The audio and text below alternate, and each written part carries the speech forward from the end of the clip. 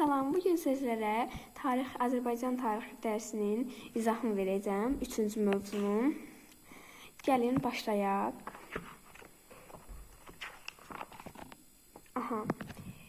Gəlin oxumağa başlayaq.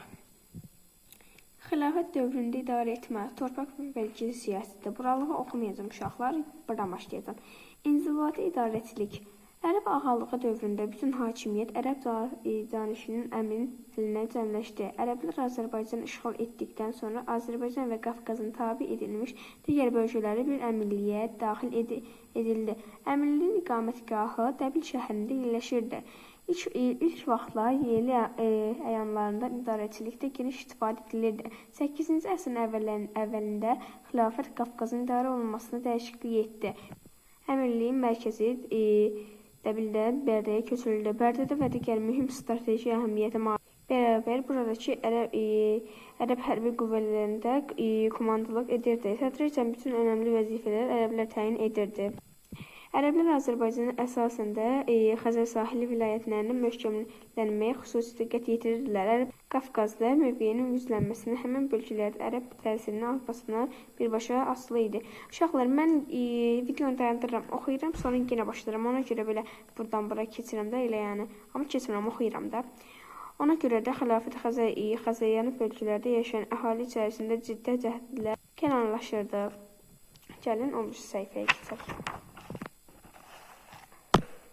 Köçürmə siyasəti. Xilafət Azərbaycanın mövqeyini möhkəmləşdirmək üçün köçürmə siyasətinə fəal istifadə edirdi.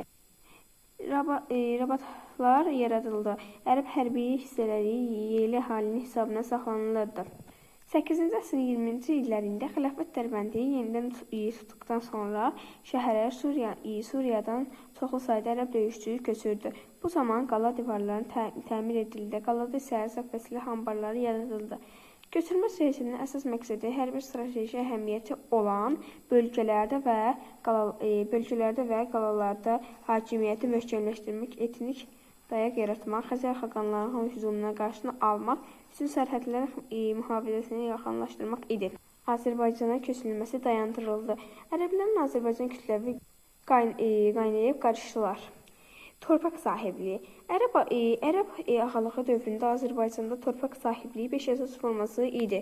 Divan, dövlət, xəlifə, malik adlanırdı. Vəqif, dini idarələri, məscid və pillərin ixtiyarlarında olan torpaqlar idi. Üzərində düşürdü. Keçək bura. Vergi və mükəlləfiyyətlər. Ərəb xilafəti Sasani dövlətinin vergi sistemini qismən dəyişiklik etməklə qüvvədə saxladı, dayandırdı. Əməvilər sülaləsinin dövründə vergilər artırdı. 725-ci ildə əhali və əmlaki siyahıla alındı. Meyvə bağları, sənətkar imalatxanaları üzərində əlavə vergilər qoyuldu. Ödəməli idi. 8-ci əsrin ortalarında Abbasilər sülaləsi hakimiyyətə gəldikdən sonra vergilər miqdarını yenidən artıldı. Bilməyənlərin övladları qula çevrildi. Bu suallar əslində önəmli deyil. Amma siz bunları yaza bilərsiniz özünüz. Uşaqlar, onsuz da 5 dənədir. Keçək sual və tapşırıqlara. Deyir ki, xilafətin Azərbaycanı tətbiq etdiyi köçürmə siyasətinin məqsədi nə idi? Uşaqlar, mən bunu yazılı şəkildə göstərəcəm. Cavab, köçürmə siyasətinin əsas məqsədi hərbi strateji əhəmiyyətli olan bölgələrdə və qalalarda xilafətin hakimiyyətini möhkəmləndirmək, etnik dayaq yaratmaq, Xəzər xaqanlığının hücumlarının qarşısını almaq üçün sənədlərin mühafizəsini yaxınlaşdırmaq idi. Belə, buradan bura qədər. Əslində bu sualın cavabı uşaqlar. Burada oxuduğumuz yerdə var. Mən bir yazmışam, buradan bura qədər. Siz bura qədər yazıblarsa, amma bura qədər olmalıdır əslində. İkinci suala baxaq. Deyir ki, ərəblərin ağalığı dövründə Azərbaycan sosial-iqtisadi inkişafına dair sxem qurun. Mən uşaqlara belə sxem qurum. Əslində sxem belə deyil, amma mən belə qoymuşam da, yəni siz belə yazmaya bilərsiniz. Özünüz bilərsiniz. Ərəblər öz mənafeyi üçün Azərbaycan xarici hücumundan qoruyanda hücumuna qoyanda, müharibə olmayanda, sabitlik olanda ölkədə sosial-iqtisadi, siyasi, mədəni həyat istər-istəməz inkişaf edirdi. Ərəblər Azərbaycanın İslam dinini gətirdi və sair ola bilər uşaqlar. Üçüncü suala baxaq. Üçüncü sualda deyir ki, ərəb müəllifi Əl-İstəxrində məlumatına əsasən ərəblərin Dərbəndə köçürülməsinin səbəblərini sadılar.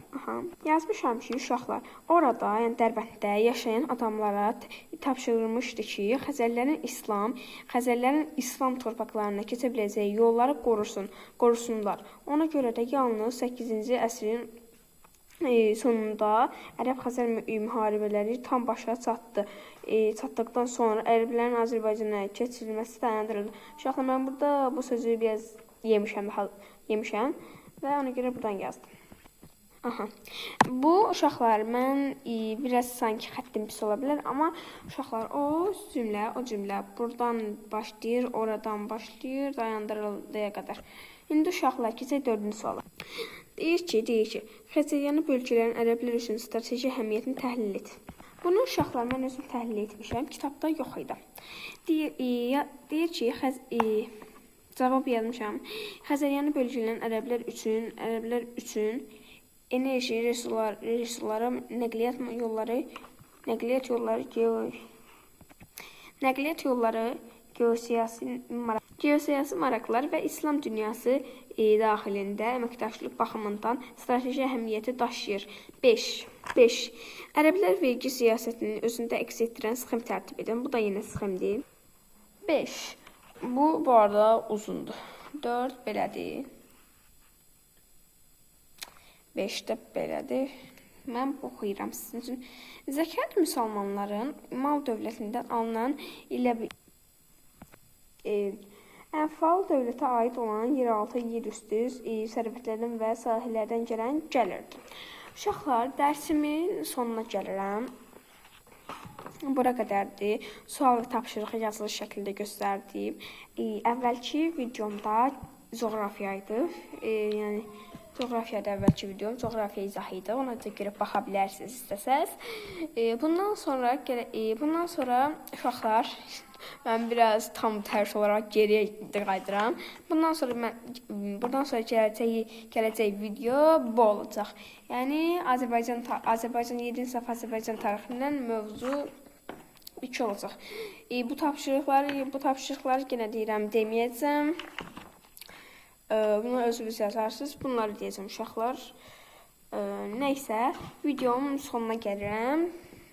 Görüşmək üzrə, sağ olun.